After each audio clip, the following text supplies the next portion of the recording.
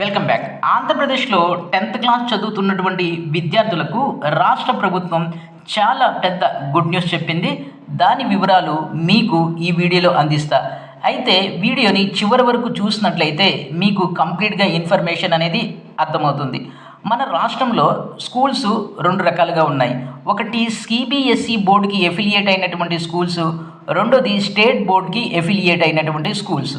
ప్రస్తుతం మన రాష్ట్రంలో government schools 1050 government schools CBSE బోర్డుకి ఎఫిలియేట్ అయ్యాయి. ఈ సిబిఎస్ఈకి ఎఫిలియేట్ అయినటువంటి గవర్నమెంట్ స్కూల్లో చదువుతున్నటువంటి విద్యార్థులు ఈ 2025లో పబ్లిక్ ఎగ్జామ్ సిబిఎస్ఈ బోర్డులో రాయవలసి ఉంది.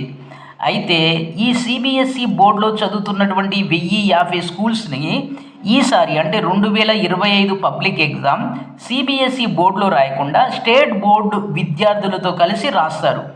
ఈ విధంగా మన రాష్ట్రంలో 1050 స్కూల్స్ ఉన్నాయి. ఈ 1050 స్కూల్స్లో 78,000 మంది విద్యార్థులు చదువుతున్నారు.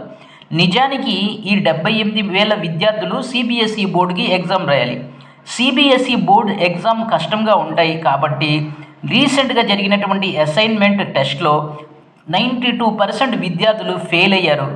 ఈ కారణంగా వీళ్ళకి సిబిఎస్ఈ కంటిన్యూ చేసినట్లయితే రాబోతున్నటువంటి పబ్లిక్ ఎగ్జామ్లో వీళ్ళు ఈ విధంగానే 92% ఫెయిల్ అయిపోతే వీళ్ళ పరిస్థితి దారుణంగా తయారవుతుంది అని భావించినటువంటి రాష్ట్ర ప్రభుత్వం ఈ 78,000 మంది ఎవరైతే సిబిఎస్ఈ స్కూల్స్కి ఎఫిలియేట్ అయి ఉన్నారో వీళ్ళందరూ సిబిఎస్ఈ సిలబస్నే చదువుతారు. కానీ ఎగ్జామ్ రాసేది వచ్చేసి మన స్టేట్ బోర్డు ఎగ్జామ్ రాస్తారు. అయితే ఇక్కడ పాయింట్ ఏంటంటే మీరు స్టేట్ బోర్డులో చదువుతున్నా లేక సిబిఎస్ఈ బోర్డులో చదువుతున్నా 2 బోర్డుల సిలబస్ ఒకటే. మారేది ఏంటంటే ఎగ్జామ్ పేపర్ ప్యాటర్న్, ఎగ్జామ్ పద్ధతి మారింది. సో సిలబస్లో ఎలాంటి తేడా అయితే బేసికలీగా ఉండదు. కాబట్టి ఇక్కడ సిబిఎస్ఈ విధానంలో ఏంటంటే పాస్ అవటం చాలా చాలా కష్టం. అంటే స్టేట్ బోర్డుతో కంపేర్ చేసినట్లయితే పాస్ అవటం కష్టం. రెండోది ఏంటంటే సిబిఎస్ఈలో హిందీ అనేది ఉండదు. సో ఇంగ్లీష్ తెలుగు ఉంటుంది కాబట్టి హిందీ అనేది ఉండదు. కానీ మన స్టేట్ బోర్డులో అన్ని సబ్జెక్ట్స్ ఉంటాయి. అంటే 3 లాంగ్వేజెస్ ఉంటాయి. మ్యాథ్స్ ఉంటుంది, ఫిజికల్ సైన్స్ ఉంటుంది, బయాలజీ ఉంటుంది, సోషల్ స్టడీస్ ఉంటుంది. ఈ విధంగా ఉంటుంది. రెండోది ఏంటంటే మన స్టేట్ సిలబస్ యొక్క మోడల్ పేపర్స్ లేక పేపర్ ప్యాటర్న్ కూడా రిలీజ్ చేసింది. ఈ రిలీజ్ చేసినటువంటి పేపర్ ప్యాటర్న్ మీకు ఎనాలిసిస్తో సహా రాబోతున్నటువంటి వీడియోస్లో అందిస్తా. అయితే ఇప్పుడు ఈ 78,000 మంది విద్యార్థులకు నిజంగా కొంచెం ప్రాపర్గా ఒక ప్లానింగ్ ప్రకారం చదివినట్లయితే ఈజీగా పాస్ అయిపోతారు. పాస్ అవుతాం కాకుండా మంచి మార్కులు కూడా తెచ్చుకుంటారు.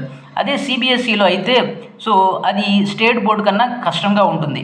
పాస్ అవటం అనేది ఈజీ, సిబిఎస్ఈలో మంచి మార్కులు తెచ్చుకోవటం అనేది కొంచెం కష్టం. ప్రాపర్ విజన్ ప్రాపర్గా చదివితేనే అది పాసిబుల్ అవుతుంది.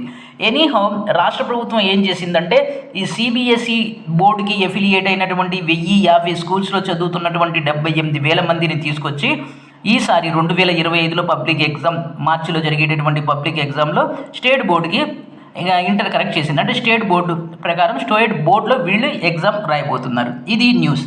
ఈ వీడియోని లైక్ చేయండి, షేర్ చేయండి, సబ్స్క్రైబ్ చేసుకొని ప్రక్కనే ఉన్న బెల్ ఐకాన్ని ప్రెస్ చేస్తాం మర్చిపోవద్దు. Thank you.